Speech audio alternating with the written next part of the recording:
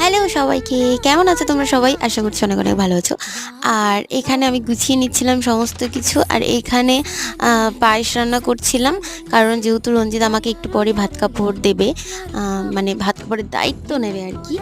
শুধু ভাত কাপড়ের দায়িত্ব নিলে হবে বলো তো? মেকআপগুলোর দায়িত্ব কে নেবে? শুধু ভাত কাপড়ের দায়িত্ব নেবে বলল। এবার কি হবে বলো তো?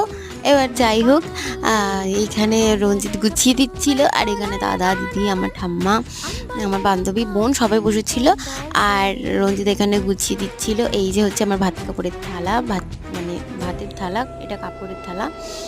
আর এখানে খুব মিষ্টি করে আমাকে বলছিল, তোমার ভাত কাপড়ের দায়িত্ব নিলাম, তোমার রাগ অভিমানের দায়িত্ব নিলাম, সমস্ত কিছুর দায়িত্ব নিলাম। আর তারপর আমি নমস্কার করলাম। আর হ্যাঁ, আমিও তোমার সমস্ত কিছুর দায়িত্ব নিলাম, তোমার ভালো থাকা, তোমার খারাপ সময়, তোমার ভালো সময়, সব সময় আমি তোমার পাশে থাকবো।